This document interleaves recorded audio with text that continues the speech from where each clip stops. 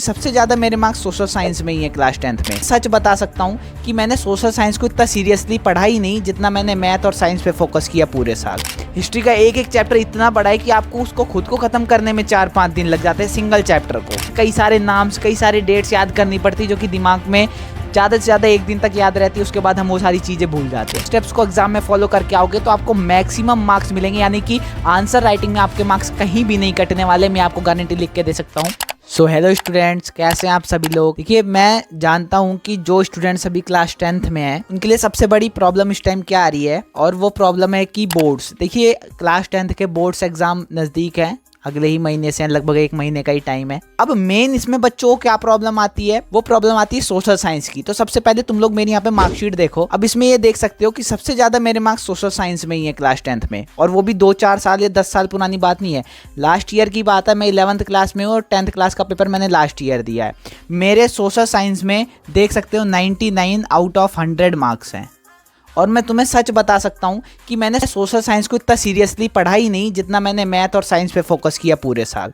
लेकिन मैंने क्या स्ट्रेटजीज अपनाई जिससे कि मेरे 99 नंबर्स आ गए, और तुम उस स्ट्रेटजी को अपनाने के बाद 95 तो इजीली ला सकते हो। कहीं भी नहीं गए 95 मार्क्स, और बहुत ही ईजी है। तुम्हें बहुत ज़्यादा डेडिकेशन से पढ़ाई नहीं करनी, कुछ सिंपल स्टेप्स को फॉलो करना है, बहुत ज़्यादा हेडेक नहीं लेनी। देखो, क्लास 10th में बच्चे क्या करते हैं, साइंस और मैथ्स पे तो पूरा फोकस देते हैं, सोशल साइंस को एंड में स्टार्ट करते हैं। तो एंड में स्टार्ट करते हैं, वो कोई दिक्कत की बात नहीं, बहुत अच्छी बात है, एंड में स्टार्ट करते हो। लेकिन फिर अंदर ही अंदर कई प्रॉब्लम आती है कि सर सोशल साइंस में लगभग 20 से 22 चैप्टर हैं, वो भी 4 बुक्स हैं, है ना।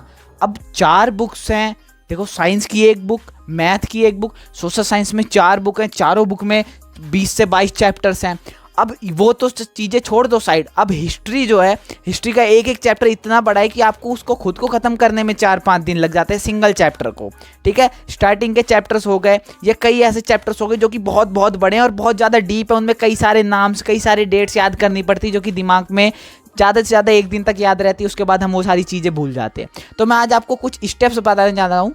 देखो, स्टेप्स क्या है, ऐसे स्टेप्स बताऊंगा जिससे आपको इजी हो जाएगी सोशल साइंस पढ़ने में। और दूसरी बात, आप उस स्टेप्स को एग्जाम में फॉलो करके आओगे तो आपको मैक्सिमम मार्क्स मिलेंगे, यानी कि आंसर राइटिंग में आपके मार्क्स कहीं भी नहीं कटने वाले। मैं आपको गारंटी लिख के दे सकता हूँ। देखो, स्टेप्स को क्या फॉलो करना है। सबसे पहले पॉइंट नंबर 1, देखो मैं पॉइंट्स लिख देता हूँ यहाँ पर, पॉइंट्स टू रिमेंबर। देखो, मैं तुम्हें इस वीडियो इसलिए बना रहा हूँ क्योंकि मैंने खुद 99 आउट ऑफ 100 मार्क्स अचीव करे हैं, तो मेरे को ये चीज़ें पता है कि हमें करना क्या होता है। मेनली सोशल साइंस के एग्जाम में चेकर को क्या चाहिए होता है, एक गुड मार्क्स देने के लिए, एक स्टूडेंट को अच्छे मार्क्स अचीव करने के लिए क्या चीज़ें करनी पड़ती है। तो आइए स्टार्ट करते हैं। देखो, सबसे पहला पॉइंट है कि no overview of all chapter. देखो, तुम्हें सारे चैप्टर्स है, जितने भी आपके 20 या 22 चैप्टर है सोशल साइंस की बुक में, क्लास 10th में, हिस्ट्री, सिविक्स, पॉलिटिकल, इकोनॉमिक्स, चारों बुक के जितने भी चैप्टर है, तुम्हें कम से कम उनका ओवरव्यू पता होना चाहिए कि भाई उस चैप्टर में बात किस चीज़ की हो रही है। यानी कि अगर आपका चैप्टर है रशियन रिवॉल्यूशन के बारे में, तो उसमें किस चीज़ की बात हो रही है, उसमें क्या चीज़ें हैं, किस तरह रशियन रिवॉल्यूशन हुआ, मेन पॉइंट्स की क्या क्या थे, मेन देशों के नाम और डेट्स। आपको मैं सिंपली बताता हूँ, डेट याद रखने की जरूरत नहीं है, बिल्कुल भी याद रखने की जरूरत नहीं है डेट। वो मैं आपको बाद में बताऊंगा कि वो सब चीज़ें कैसे करनी होती हैं। आप यही बोलोगे सर MCQ में आ जाती हैं डेट, तो उन चीज़ों को कैसे करें, तो मैं आपको बताने वाला हूँ। तो सबसे पहले आपको ओवरव्यू जानना होगा कि उस चैप्टर में होने क्या वाला है। अब इसका फ़ायदा मैं आपको भी बताने वाला हूँ। देखो, अगर आपको ओवरव्यू जानते हो आप चैप्टर का, तो सोशल साइंस के हमारे एग्जाम में लास्ट के जितने भी क्वेश्चन आते हैं, लगभग 5 नंबर के जितने भी क्वेश्चन आते हैं, सारे आपसे चैप्टर से रिलेटेड आते हैं। कुछ तो केस स्टडी आती है, वो तो आपको उसी में से लिखना होता है। बाकी जितने भी चैप्टर के क्वेश्चन आते हैं 5 नंबर के, कोई भी डीप क्वेश्चन बिल्कुल नहीं होता। अगर आपको चैप्टर का ओवरव्यू पता है तो गाइज मैं गारंटी के साथ कह सकता हूँ कि आपके 4 मार्क्स कहीं भी नहीं गए, ओवरव्यू भी पता है। और अगर थोड़ा सा और डीप में पढ़ा है आपने चैप्टर को, थोड़ा सा बिल्कुल, तो 5 में से 5 नंबर आप अचीव कर सकते हो। लेकिन वो लिखना कैसे है वो मैं आपको बताऊंगा, लेकिन वो अगली वीडियो में बताऊंगा कि क्या क्या आपको लिखना है, किस तरह सोशल साइंस की कॉपी में आपको आंसर राइटिंग करके आना है। ठीक है, तो अब पॉइंट्स देखते हैं। देखो, ओवरव्यू आपको सबसे पहले पता कर लेना है कि ओवरव्यू चैप्टर का क्या है, चैप्टर कहना क्या चाहता है, चैप्टर के बारे में दिया क्या हुआ है, ये जो हमारी बुक में है। अब इसके बाद पॉइंट नंबर 2 क्या कहता है कि आपको अपनी बुक के, अगर हो सके तो पॉसिबल, देखो ये ऑप्शनल है, अगर ये आप कर लोगे, देखो ये ऑप्शनल है, मैं आपको लिख देता हूँ, ऑप्शनल है। अगर टाइम हो आपके पास तो ये चीज़ कर सकते हो कि आप बैक एक्सरसाइज के जो सोशल साइंस के क्वेश्चन हैं, मेन क्वेश्चन जो थोड़े बड़े हैं, वो आप कर सकते हो। ठीक है, पढ़ सकते हो, एक बार नज़र उठा के देख लो, कहीं आंसर गूगल पे कई सारी वेबसाइट पे उसका आंसर मिल जाते हैं, वो चीज़ें आप देख सकते हो। The point number 3 most important point जो कि मैंने खुद फॉलो करा, वो पॉइंट है कि शॉर्ट नोट्स बना लो। देखो दो चीज़ें हैं इसकी, शॉर्ट नोट्स की। शॉर्ट नोट्स ये नहीं कि बहुत बड़े बड़े, जैसे रशियन रिवॉल्यूशन है, मेन इवेंट्स क्या हैं उसमें, मेन चीज़ें क्या हैं, क्या हुई, कौन से देश थे, उनके बीच में क्या क्या बातें हुई, क्या क्या संधियाँ हुई, ठीक है, क्या क्या ट्रेटी हुई, कौन कौन सी बातें हुई उनके बीच में, जो मेन चीज़ें, बहुत ज़्यादा डीप में नहीं जाना आपको, ठीक है, वो चीज़ें आप यहाँ पे बना लो। तो क्या लिख सकते हो, क्रिएट शॉर्ट नोट्स। अब इसका एक अल्टरनेट मैं आपको बता देता हूँ, अगर शॉर्ट नोट्स नहीं बनाना चाहते, इसका एक अल्टरनेट, अगर आप दिल्ली के स्कूल में पढ़ते हो, गवर्नमेंट स्कूल में, तो आपको एक सपोर्ट मटेरियल मिलती है गवर्नमेंट की तरफ से। वो सपोर्ट मटेरियल मैं कहता हूँ बेस्ट है, बिल्कुल वन शॉट रिवीजन के लिए, क्विक रिवीजन के लिए, बहुत छोटे वे में बहुत अच्छे तरीके से चैप्टर्स को वहाँ पे समझाया गया होता है, तो आप वहाँ पे जाकर बहुत अच्छे तरीके से पढ़ लेते हो। कुछ नहीं करना, डीओई सपोर्ट मटेरियल को सर्च करना है गूगल पर जाकर, वहाँ पे लेटेस्ट सपोर्ट मटेरियल आप डाउनलोड कर सकते हो, या आपका कोई दोस्त पढ़ता होगा, आप खुद भी अगर सरकारी स्कूल में पढ़ते हो तो वहाँ पर आपको मिल जाएगी, ठीक है, वहाँ से आप लोग पढ़ सकते हो। मैंने यही चीज़ करी थी, मैंने पेपर के 2 दिन पहले, 2 डेज बिफोर पेपर के 2 दिन पहले जो सपोर्ट मटेरियल है, सपोर्ट मटेरियल में से जितने भी चैप्टर थे, ठीक है, जितने भी चैप्टर थे सपोर्ट मटेरियल में क्लास 10th की, वो सारे चैप्टर्स मैंने अच्छे से पढ़े थे, एक बार नहीं, कम से कम 2-3 बार पढ़े थे, क्योंकि वो बहुत ज़्यादा शॉर्ट होती है, 4-5 पेज में पूरा चैप्टर आपका खत्म है सपोर्ट मटेरियल का। तो सोचो कितना टाइम लगेगा उसको, आप अगर 3 बार भी पढ़ोगे तो ज़्यादा से ज़्यादा आधा घंटा, 40 मिनट लग जाएगा, मैं कहता हूँ एक चैप्टर में। 2 दिन में आपके 20 के 22 चैप्टर, जितने भी चैप्टर आपके इजीली कंप्लीट हो जाएंगे, और वो मैं तो कहता हूँ आप उतना ही पढ़ो, उतना ही आपके लिए इनफ है। क्योंकि क्या होता है, जब हम बहुत ज़्यादा चीज़ें पढ़ लेते हैं तो दिमाग से बाहर जाने लगती हैं, फिर हम कोई कन्फ्यूज़न, हमारे दिमाग में कन्फ्यूज़न होने लगती है। तो हमें एक सब्जेक्ट के पीछे इतना ज़्यादा टाइम वेस्ट नहीं करना, ये मैं सीरियसली कह रहा हूँ। कई लोग होते होंगे, आप वन शॉट देख लो, 4 घंटे 5 घंटे का वन शॉट होता है एक चैप्टर का, फिर उसके बाद वो पढ़ने के बाद भी हमें समझ नहीं आता कि actually what is happening in this chapter, उसमें हो क्या रहा है, ठीक है। सो दैट्स कि आपको सपोर्ट मटेरियल बहुत ज़्यादा इंपॉर्टेंट है। अब यहाँ पर मेन चीज़ें आती है, देखो, या शॉर्ट नोट्स बना दो या रीड सपोर्ट मटेरियल, ठीक है। अब यहाँ पर एक लास्ट पॉइंट जो कि सबसे ज़्यादा इंपॉर्टेंट है, वो इंपॉर्टेंट है, अभी मैंने आपको बोला था बच्चों, डेट याद करने की ज़रूरत नहीं है, किसी भी चैप्टर में डेट याद करने की ज़रूरत नहीं है, ठीक है। अब करना क्या है, आपको यही सपोर्ट मटेरियल उठानी है, ठीक है, यही सपोर्ट मटेरियल उठानी है। अब इसमें आप जब चैप्टर पढ़ोगे तो पीछे इसमें 2 तरह के क्वेश्चन दिए होते हैं, short answer question, very short type answer question, long answer question और एमसीक्यू।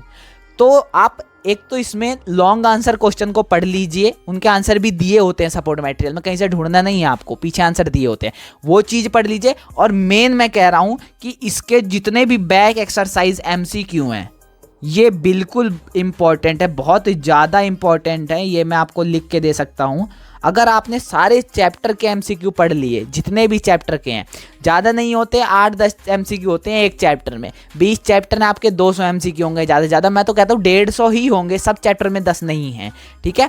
अगर आपने वो एमसीक्यू पढ़ लिए तो मैं गारंटी के साथ कह सकता हूँ कि इसमें से अगर आपका 20 एमसीक्यू आता है तो इसमें से कम 17 एमसीक्यू आपके सपोर्ट मटेरियल से आएंगे, और बाकी 3-4 तो असर्शन रीजन आते हैं, वो तो आपको अपने दिमाग के ऊपर करना पड़ता है। By the way assertion reason भी आपके सपोर्ट मटेरियल में दिया हुआ है, ठीक है। अब मेन चीज़, एक चीज़ मैं आपको बताना चाहता हूँ, ये तो मैंने कह दिया। अब एक पॉइंट है, पॉइंट नंबर 5, कि आपको क्या करना है, अपना प्री बोर्ड का पेपर, अपना मिड टर्म का पेपर और पिछले 2 साल के पेपर, उससे पहले पेपर नहीं उठाना, सिलेबस में काफ़ी ज़्यादा चेंज हुआ है, तो पिछले सिर्फ 2 साल के, यानी 2024 का पेपर जो फेब में हुआ था और 2023 का पेपर जो फेब में हुआ था, बोर्ड का पेपर, इन 2 साल के पेपर, प्री बोर्ड के पेपर और मिड टर्म के पेपर उठा के देख लेना। और उसमें जितने भी एमसीक्यू नहीं करने, एमसीक्यू करना चाहो कर लो, जितने भी पीछे के क्वेश्चन हैं, यानी कि बैक, या हम कह सकते हैं कि सेक्शन बी, सी डी, जितने भी सेक्शन है बी सी डी ई जितने भी आते हैं उन सब के क्वेश्चन, केस स्टडी भी मत पढ़ना, आइडिया के लिए पढ़ सकते हो बाय द वे, ठीक है, लेकिन केस स्टडी मत पढ़ना, टाइम वेस्ट होगा तुम्हारा। तो जितने भी उसमें जो क्वेश्चन दिए हुए चैप्टर से रिलेटेड वो क्वेश्चंस आपको एक बार पढ़ लेने हैं, अपने कॉपी में खुद से करके देखना है। देखो सोशल साइंस एक ऐसा सब्जेक्ट है जिसको आप रट नहीं सकते कभी भी। इतने बड़े बड़े चैप्टर्स हैं कि अगर आप रटने बैठोगे तो एक चीज़ रटोगे, अगले दिन उसको भूल जाओगे, दूसरा चैप्टर पढ़ोगे वो याद होगा, उसके अगले दिन वो चीज़ भूल जाओगे। तो अब इसमें सबसे पहली बात क्या करनी है, आपको मेन चीज़ याद रखनी है, ये मैंने चैप्टर के स्टार्टिंग में बताया था, और आंसर्स आपको बना के लिखने हैं। अब बना के ये भी नहीं लिखना कि आपको, जैसे आप जनरली बात करते हो एक दूसरे से, और भाई कैसा है, क्या हालचाल है, फला फला, ये सब चीज़ें नहीं लिखनी वहाँ पे। एक जैसे बुक्स में लिखा जाता है उस तरह थोड़ा सा आपको कुछ वर्ड्स का यूज़ करना पड़ेगा जो चैप्टर में दिए हुए हैं, ताकि सामने वाले चेकर को लगे हाँ इसने चैप्टर को पढ़ा है। वो ये नहीं चाहता तुमसे कि तुम बुक में जो लिखा है वही लिखो, लेकिन बुक में कुछ वर्ड्स हैं, कुछ कीवर्ड्स हैं, मेन वर्ड्स हैं, हाईलाइटेड पॉइंट्स हैं, वो चीज़ें तुम्हें लिखना जरूरी है, ठीक है। तो वो चीज़ें तुम्हें करना है। सेक्शन बी सी डी के जितने भी प्रीवियस ईयर के क्वेश्चन है 2 साल के, वो सारे तुम कर डालना। कई क्वेश्चंस रिपीट होते हैं, मैं फिर से कह रहा हूँ, कई क्वेश्चंस रिपीट होते हैं 5 नंबर में, और 5 नंबर छोटी मोटी वैल्यू नहीं है, 5 नंबर बहुत बड़ी वैल्यू है, ठीक है, समझ रहे हो। 500 नंबर का पेपर होता है तो 1% 5 नंबर डिसाइड करता है तुम्हारा। ये चीज़ें तुम लोग ध्यान में रख लो। अब मेन बात, तुम्हें कभी भी पेपर में याद करके नहीं जाना। याद का मतलब कि रट्टा मार के नहीं जाना, रट्टा मारोगे तो सब भूल जाओगे, ठीक है। पेपर को हमेशा बना के लिख के आना होता है। बना के भी नहीं कि कुछ भी लिख दिया उसमें XYZ घर की कहानी लिख दिया, ऐसा कुछ। जो किताब में है वो बना के लिखना है, लेकिन खुद से करना है, अपने दिमाग का यूज़ करके करना है, जो चीज़ पढ़ी है उसका यूज़ करके करना है। ये चीज़ नहीं है कि तुम रट्टा मार के चले गए। कितना रट्टा मार लोगे यार, 20-22 चैप्टर हैं, समझ रहे हो, एक किताब नहीं है, 4 किताबें हैं, कितना रट लोगे। और अगर अभी रटोगे तो फिर 11th-12th में प्रॉब्लम होगी। सो इसलिए मैं कह रहा हूँ कि सिर्फ और सिर्फ तुम्हें क्या करना है, तुम्हें अंडरस्टैंड करके जाना है ऑल चैप्टर को। और थोड़ा सा 2-3 सैम्पल पेपर लगा लेना। DOE से ऑफिशियली आ ही जाते हैं सैम्पल पेपर, इस टाइम तक तो आ ही गए होंगे, ठीक है। तो सैम्पल पेपर लगा लेना, तो उससे क्या है तुम्हारा टाइमिंग पता चल जाएगी, इतने टाइम में तुम्हारा पूरा पेपर सॉल्व। क्योंकि जनरली क्या होता है क्वेश्चंस में कि यही प्रॉब्लम होती है, अगर आप पहली बार क्लास 10th के बोर्ड के पेपर में बैठ रहे हो तो आपके पास टाइमिंग की सबसे ज़्यादा इशू होगा। टाइम, आपका क्वेश्चन छूट जाएगा लेकिन टाइम ख़त्म हो जाएगा, तो ये सबसे बड़ा प्रॉब्लम है। तो ये सारी पॉइंट्स आपको समझ आ गए।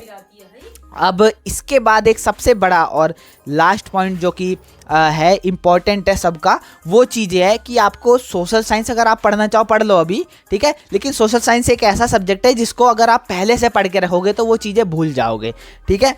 वो एक कह सकते हैं एक कहानी की तरह है। जैसे किसी ने कहानी सुनाई आपको, आपने अब तुरंत तो वो कहानी आपको बहुत अच्छे तरीके से याद होगी, लेकिन 1 दिन बाद, 2 दिन बाद, 3 दिन बाद वो धीरे धीरे भूलते चले जाओगे आप। अगर आप उसको रोज़ पढ़ रहे हो तो भाई फिर याद है। अब रोज़ कौन पढ़ेगा सोशल साइंस, है ना, और सेम चैप्टर कौन पढ़ेगा। तो प्रॉब्लम ये है कि आपको जो सोशल साइंस है स्टार्ट कब करनी है, तो स्टार्ट करना है इसको पेपर के, मतलब अभी तो आप लोग पढ़ लो ओवरव्यू, ये सारी चीज़ें पढ़ लो। पेपर के बीच में आपके जितना भी टाइम होगा उसमें तो आपको सोशल साइंस पढ़नी ऑब्वियस ही बात है, आप लोग वही पढ़ोगे, दूसरा कोई सब्जेक्ट तो पढ़ने वाले नहीं हो। लेकिन सोशल साइंस आपके लिए 10 दिन मैक्स है। 10 दिन में आप सोशल साइंस कंप्लीट कर सकते हो। अगर इसकी वीडियो चाहिए तो कमेंट में करना, मैं बता दूंगा 10 दिन का पूरा स्ट्रेटजी, कौन सा सब्जेक्ट कितनी देर पढ़ना है, कितने दिन में ख़त्म कर सकते हो, कहाँ से पढ़ना है ये भी मैं आपको बता दूंगा। कई सारी प्रॉब्लम्स होती है बच्चों को, सर कहाँ से पढ़े, बहुत प्रॉब्लम्स आती है कि यहाँ से समझ नहीं आ रहा, ये सब चीज़ें, तो ये सब मैं बता दूंगा। तो ये सारे पॉइंट्स थे, देख लो। नो ओवरव्यू, सारे चैप्टर के ओवरव्यू तुम लोगों को आने चाहिए, ठीक है।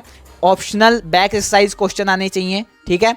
क्रिएट शॉर्ट नोट्स या सपोर्ट मटेरियल्स का तुम लोग हेल्प ले सकते हो, ठीक है। उसके बाद सेक्शन BCD किसके, PYQ के, प्रीवियस ईयर क्वेश्चन पेपर के। यहाँ पे PYQ और P लिख देता हूँ, प्रीवियस ईयर क्वेश्चन पेपर के। इनके MCQ कर लेना, किसके, सपोर्ट मटेरियल के। लेटेस्ट सपोर्ट मटेरियल के करोगे तो बहुत अच्छा रहेगा। यहाँ पे लिख देता हूँ लेटेस्ट सपोर्ट, लेटेस्ट ही लिख देता हूँ, हाँ, तो लेटेस्ट के करोगे बहुत अच्छा रहेगा। सेक्शन BCD कर लोगे, अंडरस्टैंड ऑल चैप्टर को समझ कर जाना है, रट कर बिल्कुल भी नहीं जाना है। यहाँ पे लिख देता हूँ डू नॉट रट्टा बिल्कुल भी नहीं लगाना है, सब भूल जाओगे, बहुत ज़्यादा खिचड़ी पक जाएगी। एक वीडियो लाने वाला हूँ मैं कि क्लास 10 सोशल साइंस में मैप्स को कैसे रिवाइज करें, मैप कैसे समझें, बार बार भूल जाते हैं, और मैप तो बहुत बड़ा है क्लास 10 सोशल साइंस का। तो ये चीज़ें मैं आपको बताने वाला हूँ, ठीक है। और ये 10 डेज़ के अंदर आप पूरी सोशल साइंस पढ़ सकते हो ईजिली, बिल्कुल, ठीक है। और ये सारी चीज़ें मैंने आपको बता दी। सो आई होप आपको वीडियो में अच्छा लगा होगा, मज़ा आया होगा, और इसके बाद आप लोग अपनी सोशल साइंस की स्टडी और अच्छे तरीके से कर पाओगे। जितने भी डाउट्स या कन्फ्यूजन थे आप सभी लोगों के सॉल्व हो गए होंगे। तो thank you so much for watching, bye.